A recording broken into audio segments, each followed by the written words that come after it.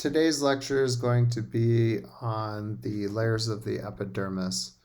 So the dermis is going to lie between the epidermis and the cutaneous layer. So when we're looking at the dermis today in particular, what we're going to be looking at in particular is going to be this layer between the epidermis and the subcutaneous layer.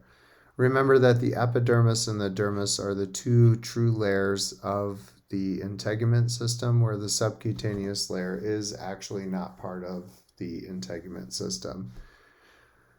So the dermis is going to consist of two different types of connective tissues, the areolar and dense irregular connective tissue. And particularly in the reticular layer, what we're going to see is both elastic and reticular fibers, which gives the dermal layer its strength. The dermal layer with these elastic and reticular fibers provide a structural framework for the arterial and venous system, the hair follicles, and the different types of glands that are located in the dermal layer. So the first layer we're going to talk about today is going to be the papillary layer. And this papillary layer is a very small layer, but is basically going to be consisting of alveolar tissue.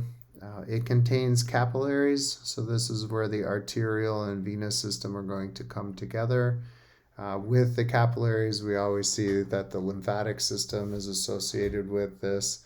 And we also see this is the layer where we see the sensory neurons that supply the surface of the skin are going to be inside of the papillary layer. We also have two distinct layers that connect the dermis with the epidermis. The first one is going to be the dermal papillae, and these are basically projections of the dermis towards the epidermis. And these projections are going to interlock along these epidermal ridges. So this interconnection between the dermis and the epidermis are going to lie within the papillary layer. The next layer is going to be the reticular layer. This is going to consist of dense irregular connective tissue, and again it contains both collagen and elastic fibers. So there's many different properties that the reticular layer play a role in.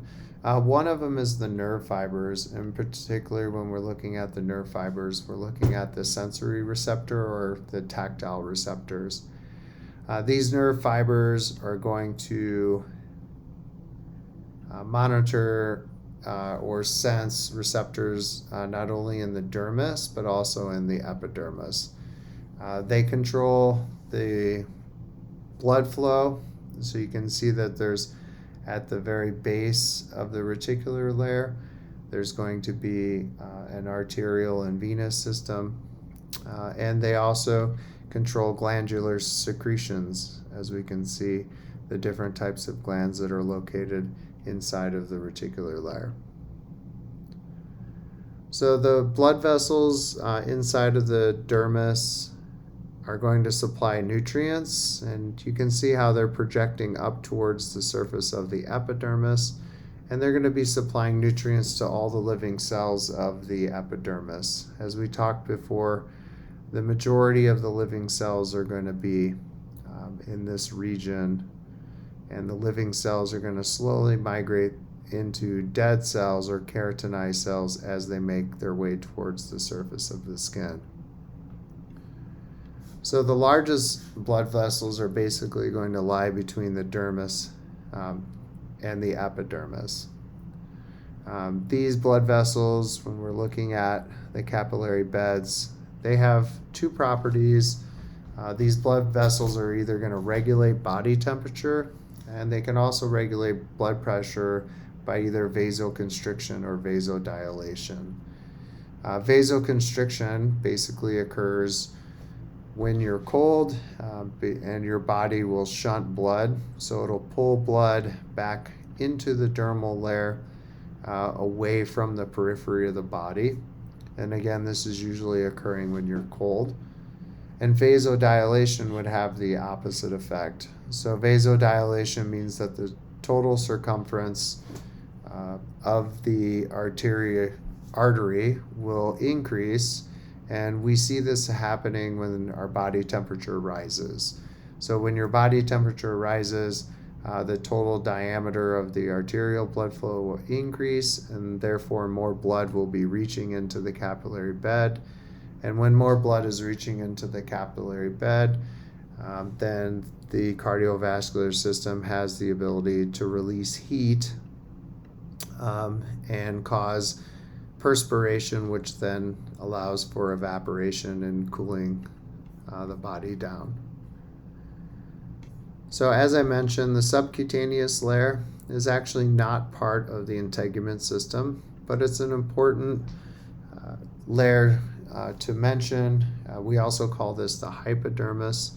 As you can see here, there's two different types of tissue. There's an areolar connective tissue, which is located here, and then also the adipose tissue, which is the yellow goblets, or what we consider to be fat cells.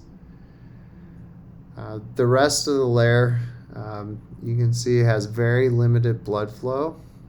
So there's a limited number of capillaries, and there's very limited vital organs inside of the subcutaneous layer, which makes this a very important area for as an injection site. So this is usually where most people get any form of a shot or an injection site. These subcutaneous fat, also the adipose connective tissue, they serve as an energy reservoir and also serve as padding or shock absorption. So the next layer underneath here would be like a muscle would be located underneath. So lines of cleavage, there's two different types of tissue located associated with the lines of cleavage. One is collagen. So collagen is what provides the tensile strength, and elastic fibers, which allows for stretching and recoiling. So what this illustration is showing in the blue markings is basically the arrangement of collagen and elastic fibers that are bound together or arranged in parallel bundles, and they're oriented to resist the forces applied to the skin during normal movement. So therefore, their main job is to resist stress. So these lines of collagen and elastic fibers, these are resisting stretch during normal human body movement.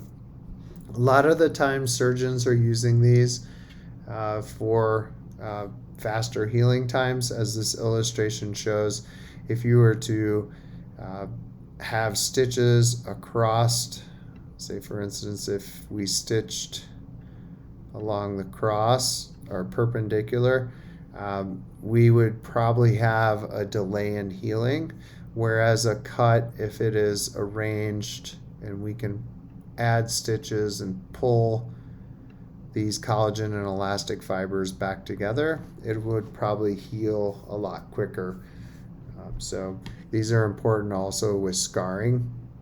When we look at stria or stretch marks, stria or stretch marks occur when the skin is stretched beyond its normal capacity. So this is also areas of weakness. We see other factors that affect the skin on lines of cleavage. So collagen, which is tensile strength, and elastic fibers, which are stretch and recoil.